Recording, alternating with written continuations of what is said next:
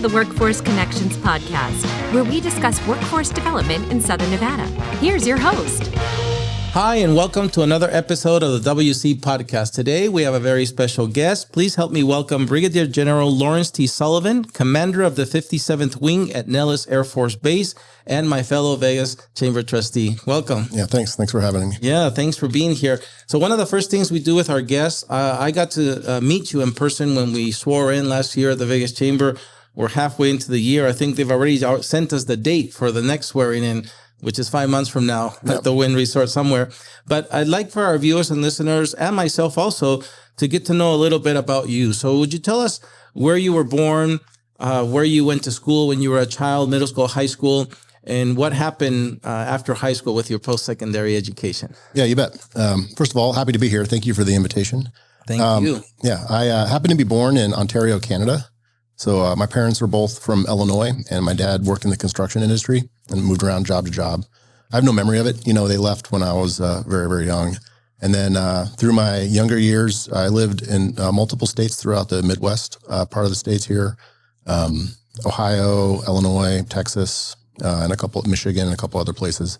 I ended up in the Boston area, though, moved there in middle school, and then was able to go to one high school in the city of Boston for 4 years and then graduate out of there. And this moving was because construction jobs. You bet. Yeah. Okay. So my family's experience with that is he worked on a lot of public works project as a private contractor. And if the economy, goes up and then goes back down, some of the first things to dry up are the road projects, and so we'd moved to someplace else that had more opportunity. Was he in Boston working on the Big Dig? He did, yeah. So during the end of my high school time, I had a chance to go there to those job sites. And so I remember being at the lowest possible level of the tunnel as it came out of the ground over by the Logan Airport there in Boston. That's very cool.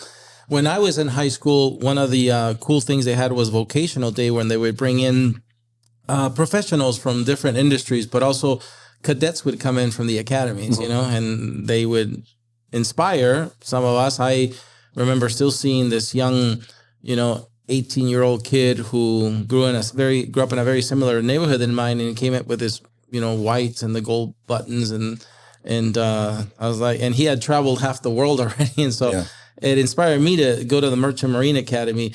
How did you get that inspiration for your steps into the Air Force? Yeah, no, that's a good question. I had some family members that had been in the Air Force. My dad went to ROTC, but they were doing drawdowns at the end of the Vietnam War when he graduated, so he didn't really serve much of his payback time.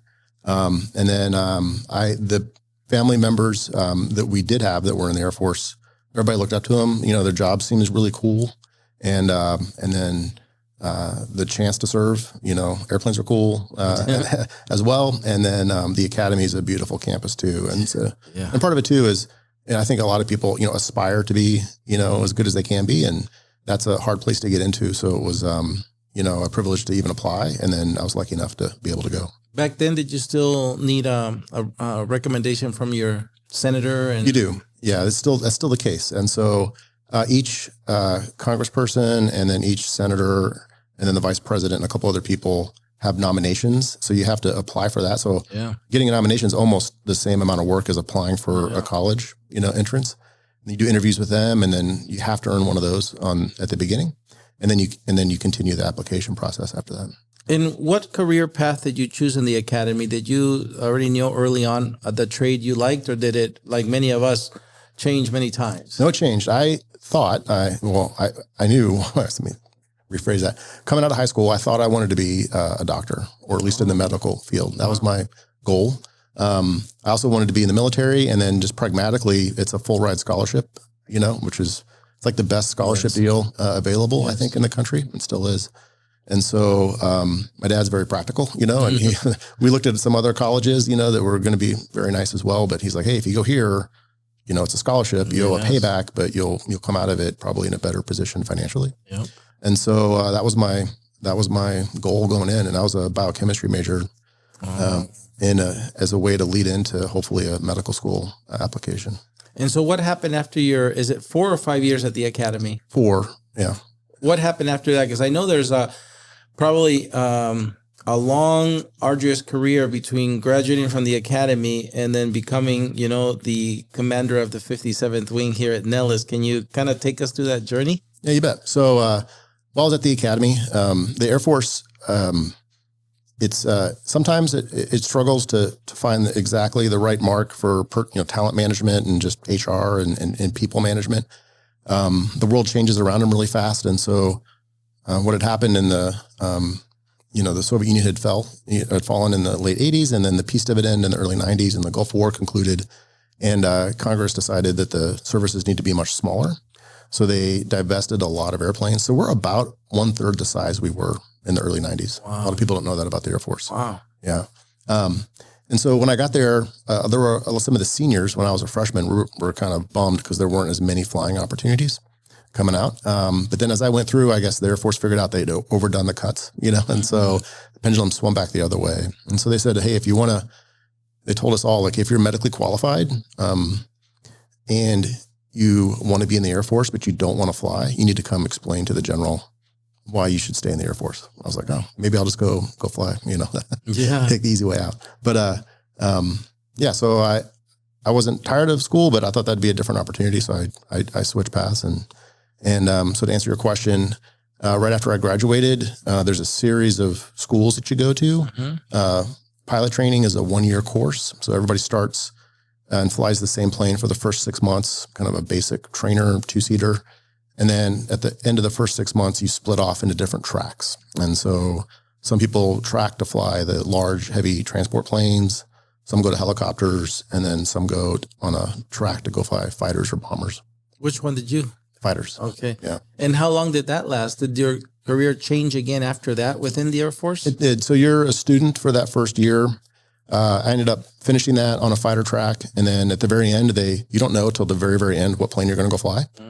And then in each class that graduates, every few weeks, we call it getting a drop. So there were 7 of us in the fighter track, and then they're like, okay, we've got one F-15, one F-16, one of these, one of those. Mm-hmm. And then every day you're graded. So you fill out your own dream sheet, but they go to the number 1 student and they go, what do you want? And they just get a pick on down the order. So wow, just like the movie Top Gun. Yeah. You get to pick your wow. And you try to. I mean, if you're the number 1 grad, you probably get to fly what you want, but most people don't, So. And I know Top Gun is Navy, but do a lot of the pilots in the Air Force, do they aspire one day to be, with that elite pilot group in the Air Force is called? The weapon school? Yeah, but is it Thunderbirds, Blue Angels? Yeah, they're 2 different things. Yeah. 2 different things. Okay. Yeah. So, flying is very expensive. Yeah. So I can imagine. It's, we're grateful. People say, hey, thank you for your service. I'm like, well, hey, thank you for paying taxes, Yeah. And it's 1 flight hour in an F-16. 1 flight hour is about $10,000. Wow. It's a lot of fuel. Yeah. 1 flight hour in a B-2 is over $100,000. Yeah. And so we joke around and we say, it's probably not any harder than learning how to ride a unicycle. Except it's very expensive to practice. Yeah. And if you fail, the consequences are pretty severe, Yeah. So we spend the resources we do have to train people to be as effective as they can be with the time that we have. And eventually, do you stop flying planes and again, as you go up the ranks, start to do more administrative leadership roles? And how did that happen for you? Yeah. No, that's definitely true. The Air Force is different than the other services in that generally speaking, our officer corps is more involved in frontline combat missions than the other services. So I have friends in the Army that were like in a platoon or a platoon commander for the first year or 2. And then they're usually staff officers. They're not like on the front line with a weapon directly engaging the adversary. The strike that happened in Iran, a few weeks ago, it was predominantly, if not 100% officers, on that strike. Wow. And Air so Force officers. Mm-hmm. Yes. Wow. Yeah. So, that's not universally true, but it's different than some of the other services. So we'll fly the warfighting mission, longer into our careers than some of our sister services, but we still end up doing the staff jobs and the command jobs and the administrative roles and kind of running the organizations that. Very interesting. Is it unlikely, or how likely is it to see somebody still flying those kinds of missions in the mid 30s or mid 40s? Yeah. It's less and less likely. Mid 30s is reasonable. It takes a long time to get good at it, and so we have our best pilots leading those missions, and not just pilots, it's the entire set of career fields that make this happen. But for combat specifically, my first 3 or 4 assignments were 100% flying. So my job every day was to be as good as I could be and then be ready to deploy to combat on a moment's notice. Now I'm in more of a, like you said, an administrator kind of supervisory role, helping that whole operation, run successfully. Yeah, you just downplaying that a whole bunch, because I know it's a lot more important than that, your role. But you do have a bunch of people you're responsible for, training, developing the next leaders of these platoons, these wings that, as you said, fight for what the nation stands for, serve the nation. Here at Workforce Connections, we're about workforce development. In our community, we have partners, as we were speaking earlier, the Vegas Chamber, the LVGA, and others who help us connect with businesses to understand the demand that they have for their skilled workforce. And then we go back into the talent side, which is our school district, our universities, our community college, our post-secondary skill acquisition partners to create that workforce. I know you have a mini ecosystem in the Air Force as well, because you are developing workers for all these things you were telling us about. If you were just to focus on Nellis and the operation you're responsible for, what does workforce development look like for you in your world? You bet. That's a really good question. Some people may not realize that every Air Force base is its own self-contained city. So at each base, we have a police department. We call it security forces. We have a construction company. We call it the civil engineering. We have a logistics and transportation unit. We call it the logistics readiness squadron. We have an IT cyber specialist unit that handles all the base IT infrastructure. We have a large kind of HR, I guess, for lack of a better term, but, human resources, personnel management, we call it force support. We have hospitals, so we have an entire set of hospitals. Fire department? Fire department. Postal office? Post office, hospital, the whole thing. Wow. So the commanders that run that, they're kind of like a mayor. They're not elected, but they're making that work. And it's like those functions, but a little bit different. Our security forces, they do traffic enforcement, but they also are protecting the perimeter of the base against threats. So they have body armor and machine guns, a little bit different and obviously different statutory authorities, under Title 10 as a federalized, workers. And so we have all of that going on. And then we have the mission focused portion of it. So we have intelligence specialists, drone operators, the pilots, and then also our biggest effort on the base is maintenance. So I've got about 300 pilots and I have about 3,100 people that work in aircraft maintenance. So it's more than a 10-to-1 ratio of maintainers for pilots. And so for one flight hour of an F-16, it's approximately 10 hours of maintenance to keep it in the air. Oh. Yeah. So in terms of workforce development, though, specifically, that one thing the military is, I guess, good at or kind of unique is we'll take anybody that wants to serve their country and has a good attitude and is physically fit and generally healthy, but with no specific skill set. And we'll take them straight out of high school. And we'll either send them through a college track, to be an officer potentially, or we'll send them to a technical school. So we don't hire for skill sets. Nobody needs a resume that says they can do a specific job ahead of time. We train everybody to do exactly what we need them to do. And so General Colin Powell, he said, the military more than anything else is a learning organization. So from the first day that people enlist to the service until their last day, they're learning something new. And so underneath all of those efforts is a constant education initiative. Very rarely does someone just come to work, do their job, kind of punch a ticket and leave. They're always upgrading to a higher level, progressing through the skill sets. Nobody coasts in a job, it's just up, and then, separate from the service or retire. So it underneath all of that is a constant educational and learning initiative. I'm convinced because the evidence shows, as you said, that the military does a great job at training folks and preparing them for life after, like you said, separation, retirement, whatever that might be. But I'm also I believe that we're not doing a good enough job, or as good as we could do, to maximize the effectiveness by which that training happens in the military and helping that transition happen. I know that transition sometimes is hard, and I'd like to work with you over the next few months, years, your team, to improve that in any way we could, to make sure that, that what's happened there in those years in the military effectively transitions into benefiting them and their post-military lives. Yeah, 100%. I agree with that. I've seen it here and in other cities and other bases. There's a gap there. Nobody wants it to be the case, but just kind of a communication barrier sometimes. We have, everybody that serves will transition out of the service at some point. That's just a fact of it. And we prepare airmen to transition out of that. But we don't have control over how they're received on the outside. Efforts like this make that a lot better and easier. I think there's options that benefit both sides of that equation, because what we deliver back to the society after military service or Air Force service is someone that's already learned how to do a skill, and many of those are directly translatable. Not all of them. Some of them are unique to the military, but a lot of them translate very well. Absolutely. But above all of that, they're problem solvers and they're teammates. So they know how to work in a team. They know how to solve problems. Most of the stuff that we do, we haven't seen before. It gets thrown at us, and the phone rings, and you got to pack your bag and go to some base you never knew about, and next tomorrow. You know what I mean? And then set up and figure it out and plan a mission and make it work. Execute. Right? So there's just a lot of kind of agile problem solving that comes out, and so I think I've seen those skill sets be successful in the civilian sector, and I know that there's always an appetite for talent. So we've got a ton of talent at the base. A fraction of that base is going to transition, and they would want to stay in the Vegas area.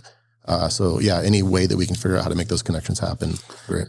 Well, my commitment to you, if you're willing to do that over the next few weeks, months, I know that we have team staff that work on those things. I've been a witness again that it's not as you said, nobody wants it to be the case, because there's very good programs, and sometimes a lot of them. I remember one that was very interesting where the military has a program where officers who are about to retire, transition out, they interview companies, and companies, get to say, we'd love to have you for a tryout. And I think that's a magnificent program, especially because those officers get to choose after interviewing who they whatnot. And there's others as well. But again, even when you add it all up, I think a lot of times the silos can exist, and it's comfortable to work in your lane. But if we can improve it in any way to help these folks who serve our country maximize what they gained out here, I want to do that with you. So same here. Awesome. Another opportunity that exists even before people separate from the service is a greater percentage of our workforce are married to or have significant others that are also professionals. I don't have any stats, but I would argue that there are more, dual income, dual working couples, in 2025 than there were in years past. There's a phrase we say is you recruit the service member, but you retain the family. So I'd say most, I don't know the stats either, but many of our members, if they're going to stay in for a long period of time, end up married and kids, and they want to live their lives and raise their families. What's very challenging is the constant moves that we do every 2 or 3 years. Usually the easiest part is for the service member to get a new job. They're going to send me to this base. I got orders to go to Nellis. That's amazing. And they're excited about the position. The challenging part is what schools and sports teams and for the kids are we going to find? How do we integrate into the local neighborhoods and the local community? And then what spousal employment opportunities, do I have? At Nellis, we're lucky to have some of the highest performing people in the entire Air Force across all the ranks. Those type of people attract high performing spouses. So we have a lot of people that are married to lawyers and doctors and professionals, and they have certifications and qualifications that they're forced to uproot from their old location and move here. I've seen success in other communities where to actively target the recruiting and hiring of the spouses, and some companies shy away like, well, you're just going to leave in 3 years. Why would I make that commitment and invest in you? But you're going to get an amazing employee. And then you're have another one lined up right behind them potentially, and so there is a little bit of a turnover there, but it's a guaranteed, high quality, person. I like that. And I think I remember this word when we were looking at these programs, there was somebody said trailing spouses, but to your point, it's trailing families, really. It's not just that spouse, but it's the kids and all that. So yeah, let's add that to that page again. What I'd love to explore with you, how we can do better at that and bring all the necessary people to the table and see how we can improve that gap. The next thing I'd like to talk to you about is, again, we met because we're both trustees of the Vegas Chamber Board. Mm-hmm. It's the largest chamber of commerce here in our state with close to 4,000 members. Again, Mary Beth Sewell, my good friend, is also on the Workforce Connections Board. Yep. And how are you enjoying being a trustee? What role do you think, because a lot of people say a Chamber of Commerce, what roles does Nellis Air Force Base have on that? But tell us a little bit about why you're on the board and you enjoy it. You bet. No, it was an honor to be invited, to be part of that. We are one of the larger employers here in the Valley. Vegas is obviously a big, very successful city with a lot going on. Most places where there's military bases, we're the largest employer, in a community with a significant economic impact. Again, not the biggest here in Las Vegas, but to the tune of billions of dollars a year of, payroll and contracting and money, that we spend keeping the base going. So we're a part of that community, and so if we can build those relationships, the better it will be. Another important thing for us at the base too is staying connected to the society and the civilians that we serve. A lot of our bases are overseas. Those can be pretty insular. Nobody speaks English, once you leave the base, things like that. But when we come here, we're Americans serving society, and it's important for the airmen to have those connections in. It would be easy if we didn't try hard for them to, wake up on base in their house, go to work, and go right back home to their house and never really interact with the community. We've got a number of initiatives that we have at the base in relation to the chamber, but we have an honorary commander program where we take leaders around the Valley, pair them with one of our units, and then those leaders have a chance to follow our unit commanders around, and they interact and they love it. They're there part of the Christmas parties, they're there at the promotion ceremonies, they're there. That sounds pretty cool. At the change of command. And then they're even more generous on the other side. So they'll have them out to, we know some casino owners and people at their homes and in their businesses. And it really builds a strong connection and lifelong friendships, as a result of that. And so we have that initiative as well on the base, and it's pretty successful. And then there's this event that Mary Beth always looks forward to every year, Mac Night Out or something like that. It's are you guys involved with that as well? We are, yeah. And so that's another chance. So what's great about Vegas is there are all these groups here that want to be engaged with the base. And we have a team, in addition to all the other functional areas on the base, we have kind of a public relations firm, for lack of a better definition, but we call it the public affairs team. And they help us build and maintain the relationships with the different communities and committees in Vegas. Yeah, you're really like very similar to a large corporation that has all these departments across all these occupations and industries and whatnot. It's you don't think about it that way, but it's true. Here at Workforce Connections, our vision statement is full employment for all Southern Nevadans. It's like ending world hunger and stuff. These very lofty goals. Our daily mission statement that we operate every day on is connecting employers to our ready workforce. While it's kind of cool, it's not as cool as the Air Force, because the Air Force, vision statement of air superiority is just like 2 words. How can it condenses everything so well? Air superiority. And then, fly, fight, win is like brilliant too. Yeah. Have you found anybody else? Number one, have you found anybody else with such a cool vision and mission statement? And then secondly, what do you see in the future? And I know there's things you can't tell us that but what can you tell us about the future of air power, technology, all the technology that has to do with Air Force? Yeah. Two-parter. That's a good one. Everybody that's in the Air Force, it's a great place to work because they have to want to do it. It's a volunteer service. We have a thing we call FTAC, which is First Term Airmen Committee. Mm-hmm. So we take airmen that have gone through basic training, but they graduate basic training. This is their first base. And a lot of them are 18 years old, give or take. And they're just learning how to be adults in the world. It's their first time away from home. Wow. Basic training is a controlled environment. It's only, a few weeks long, a couple months long. But So we just teach them how to, handle their finances and just show up to work on time and stuff like that. And the command chief and I will go to those events and we'll go around the table and ask them, where are you from? What do you do? And why'd you join the Air Force? And it's the most inspiring thing. If you're having a bad day, just go hang out with those guys. I bet every single one of them wanted to work really, really hard and take a risk to be as good as they could be and be better. There's a lot of them. Like I had a bad situation at home. I was in a small town. I was on the wrong path. I was hanging out with the wrong crew. I was kind of in a dead end, and they take a huge risk. They're basically just signing up to be shot out of a cannon someplace to land anywhere in the world and they don't know what their job's going to be, so it's intimidating, a little scary, I think. But they have the character, and the dedication to self-improvement to just go ahead and raise their hand and jump in. And that's our workforce. You know what I mean? And so first of all, you got great people and that makes it awesome. Our job's to support and defend the Constitution of the United States through air power. Right. And so, our country's amazing, best in the world. And then to work together with great people to keep it safe is you don't need any more purpose than that. It kind of fulfills itself. And so we have great success getting people on the team. Everybody at Nellis wants to be there.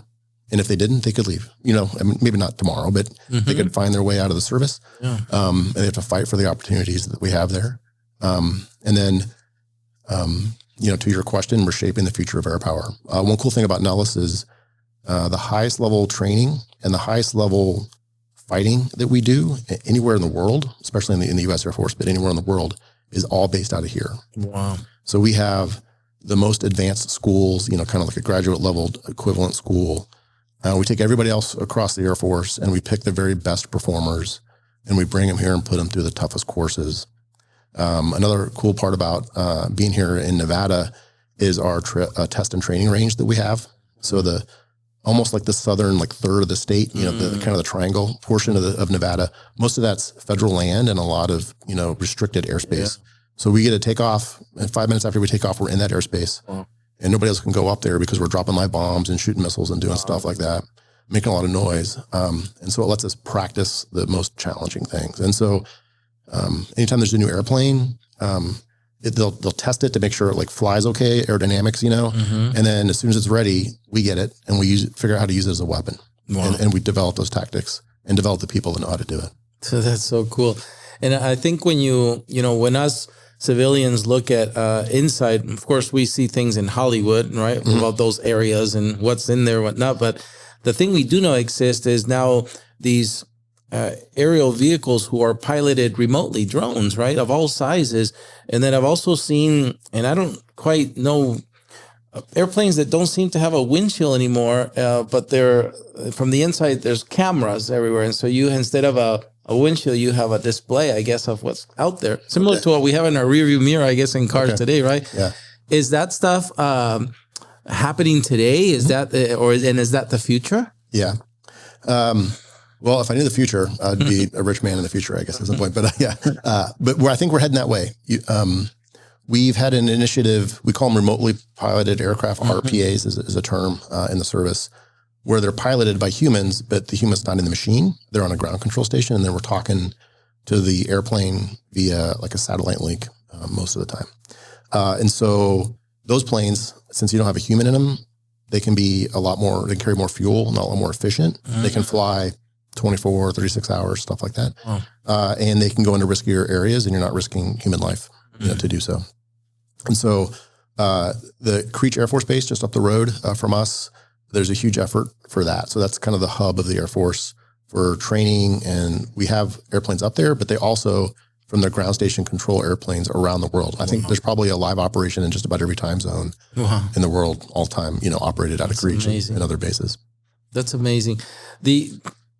One of the things that I always think about is the 18-year-old me, how if I knew everything I know now, I'd, number one, probably have more money, have less scars, all these kinds of things. But I also remember that 18-year-old probably would look at me like, I know everything. I don't even, when you think about, and you were a young kid also moving around because your construction, your dad's construction job, But at some point, you were an 18-year-old who made a choice to go into this field and now has arrived at the very top. What advice would you have for any 18-year-old that maybe relates to you and is hearing your story? Parents of those 18-year-olds who say, I would love my kid to take the route, Lawrence did and become Brigadier General Lawrence T. Sullivan one day. Any kind of key things you've learned in life that you could pass on and say, here's some important things for you to keep in mind? Yeah, that's a tough question. Say marry the right person. Yeah. So true. That's an important part of it. So my wife. You just scored a lot of points here on the podcast when she watches it. Yeah. You asked me about the future. I was trying to plan ahead. No. So my wife is in the Air Force too. Mm-hmm. Right. So she's third generation Air Force. Wow. Her dad flew in B-52s in Vietnam, and her grandfather was a B-17 pilot in World War II. So she's. We were both in the Air Force when we got married. And, talking about the family component of it, the moves are tough, and especially if, every family circumstance is unique and every individual career is unique. But a lot of the times, I talked about those dual professional couples. If one of them's not in the service, the member might potentially continue to move. But, there's a trade, a balance of interests, within the relationship, and they'll stop one place and put down roots, for stability for the kids. And then maybe, employment opportunities for the spouse one of the two spouses that might have put that on hold. And so, the fact that, she's, all excited to serve all the time and is in the military or understand that she's in the reserves now. Most of the time, we get an opportunity like, okay, well, your next job, your next set of orders are going to go to this base. You can always, most of the time you can choose to retire if you've been in a certain number of years. That's your choice. Either take this option or you're going to have to go ahead and get out. And she's like, hey, let's do it. You know what I mean? So some days I'm like, can we just stop? This is really tiring, but no. So having the support of the family to make that happen. Another, super important thing for us have been each of our parents, our extended family. I've spent most of my career overseas. We got 3 little girls, I got 2 in high school and 1 in junior high right now. But through the years, I've been on extended trips away. She's been on extended trips away. They've been like available and willing, kind of at the drop of a dime, to flat and help us out. You know what I mean? And so if we didn't have that support network, we wouldn't have had the kind of the back end logistics to even try to stay in and do all of these difficult moves. And so, that's very good. Family. Ages one more time of the girls? Yeah, 17, 15, and 12. Wow, you're still right in the middle of the rearing ages. Yeah. And when you were in overseas, what countries were you in? Yeah, so I've lived in Korea twice for 1 year at a time. I lived in Japan twice for 3 years at a time. Lived in Alaska. Actually, the U.S. military counts that as overseas. I don't know, crazy. It's like way out there. I guess. But still the United States, but pretty far out there. I lived there for 3 or 4 years. And then those are where our homes were. And then on top of that, we've traveled to, I don't know how many countries, but a lot of them. That's amazing. I really believe, again, I was fortunate as a merchant marine. As a young man, I got to see half the world before marrying and starting a family. But I really think that travel and the experience of culture gives you something that you don't necessarily pick up in school. And hopefully not just you and your wife, but your kids pick that up too. Yeah. No, it's been we loved it. It's not easy. There's trade-offs. Other people have, established roots and they're parts of communities and they've got established homes and, they're around their core family. We've been on the move a lot, but our girls are, I think, very resilient. They're tough. They know how to navigate an airport. They picked up driving really quickly, good little problem solvers. And they've been exposed to a range of cultures and people and personalities. And it's not easy for them to pick up and change schools, but, and that was my experience growing up, so of course I only know what I went through myself, but being forced to jump to, say goodbye to friends, which is not fun, but then to jump into new environments and kind of figure it out, teaches you something. It does. Yeah. Yeah. That's really good. Believe it or not, we've reached the end of the podcast. Has gone by really fast. I feel like I can speak with you for a long time. I am going to follow up on those things we talked about. But before we go, what would be a way that our listeners, our audience could find out more about what's going on at, Nellis Air Force Base and the Air Force in general? Is there any events or initiatives that you're involved with, either leading the base or as again, Mac Night Out, the Vegas Chamber, any of the other initiatives that you'd like to share for people to be aware? Yeah, I'd point you to our website. There's something going on all the time. And so we have initiatives where a few times a year we invite a large portion of or anybody who wants to come to the base to come visit.